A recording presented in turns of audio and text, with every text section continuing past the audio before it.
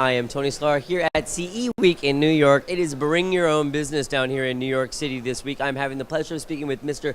Gary Shapiro from the CEA. How are you today, sir? I am terrific, Tony, and I'm so happy that you're here. Well, I'm happy to be here. Thank you very much. Listen, let's talk about Bring Your Own Business to New York. Let's talk about the CEA line show as a whole. And to start off with, why don't you give our viewers sort of a brief overview of what CEA is in proportion to CES and their ancillary events?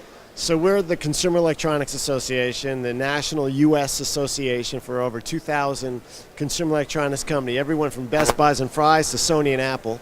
And what we do is we represent the industry as a whole. We own and produce the International CES in Las Vegas, the world's greatest, coolest, most happening, most innovative event in the world. And we are doing this in New York, the CEA line shows and all affiliated events, to give the industry a place to gather in the off season of June, if you will. And we've gotten everyone here. We're up about 30% over last year. This is our 5th year. And the purpose of this event is to make sure that business can be done. We have that important holiday selling season coming.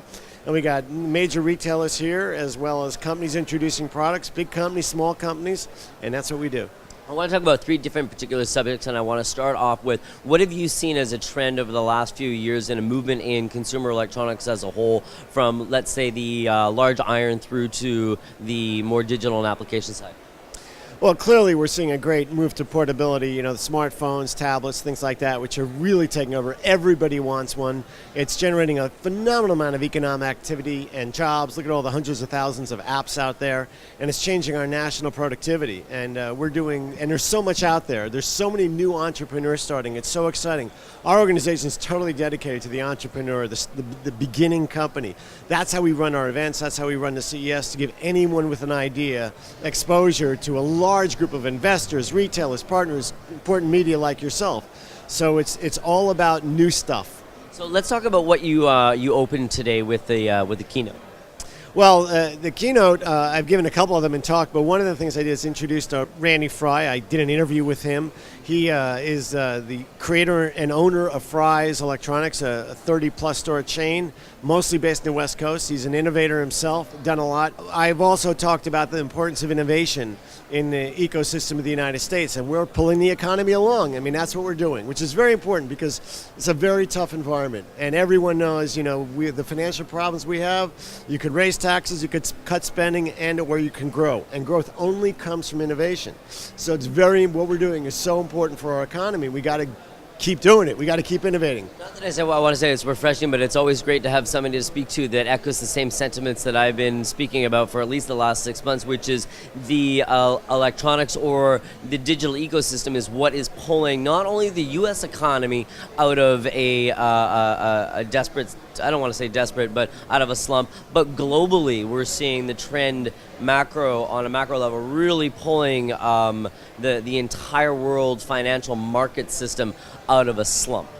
Well, certainly there are literally thousands of people with great ideas, and we just got to get those people out there. Now, what we do is we also work with Congress, and we're really thrilled that we've been pushing the innovation movement for a few years now. It's all about innovation as a national strategy. We've had some huge victories. We got the trade bills passed. We got a jobs bill passed that focused on allowing startups to raise capital easier.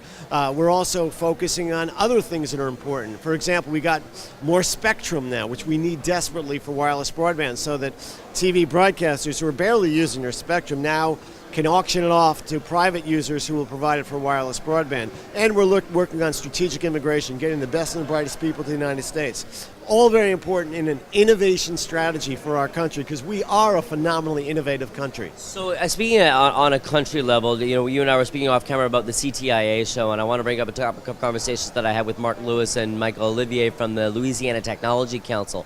States are now coming together as individual states and saying, hey, from an economic standpoint, how can we as a state create a better way of bringing new business from a technology standpoint to the individual state? What kind of tax benefits can we give people? What kind of incentives can we give people? And how can we allow that startup and innovators to put butts in seats? Well, absolutely. I've since I wrote a book about innovation, I've been speaking about this around the That was world. the prelude, by the way, into the book. So it's a matter of having a strategy as a government, whether it's a local government or national government, saying we want to be positioned this way. So what do? Well, you have to be pro-business. You have to tie in the university community where there's a lot of really important research going with the business community. You also have to stay away from extreme social issues, which is business leaders like myself. Actually, I'm the only one I know who talks about this. I'm not going to take a position, but like in Virginia is the most pro-business state in the country. You know, they compete with Texas. But lately, they've gotten into some extreme social issues, and I've hit the governor really hard on this. I think they realize they made some mistakes, and they're backing off. It's very important that you not make it difficult for universities or businesses to attract and keep the best employees.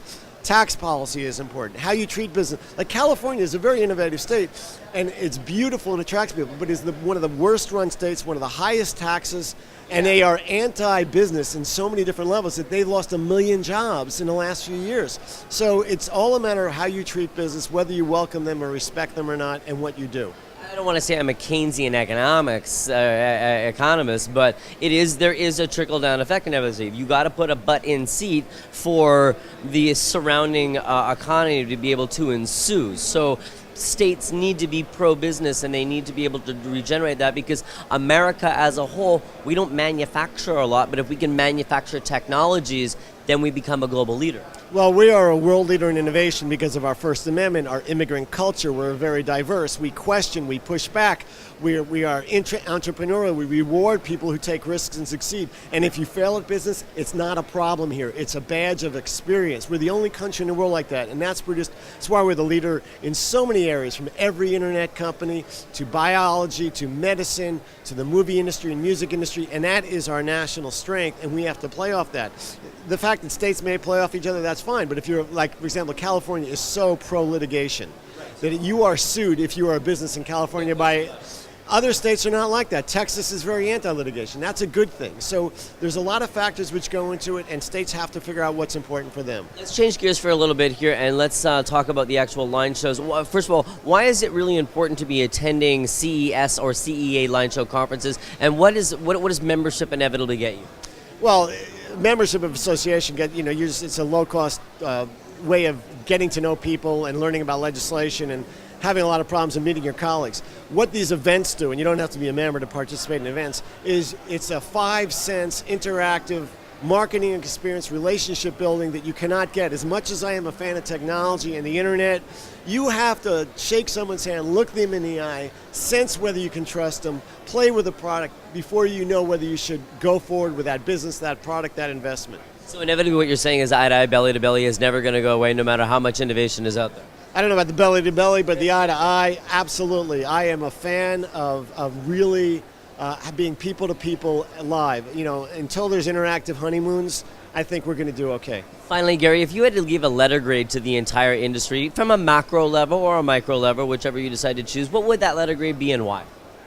Well, because I am leading the industry, I'd give it an A+ in terms of changing people's lives, allowing access to education, entertainment, and even things like healthcare at a price which is going down to now about pennies an hour. Think about it. You can enjoy a TV set, a tablet, a smartphone for literally almost nothing. So now, in a sense, the poorest people in America can have access to everything that a wealthy person couldn't have access to just 20 years ago. Walking down the streets of New York City yesterday, I saw this homeless person on the side with a sign saying, "Please help me," and she was sitting there talking on a smartphone.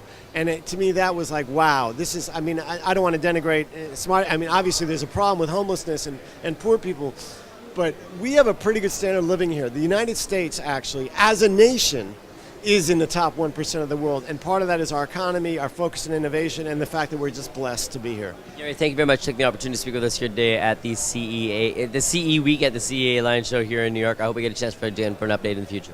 Thank you, and thank you for coming.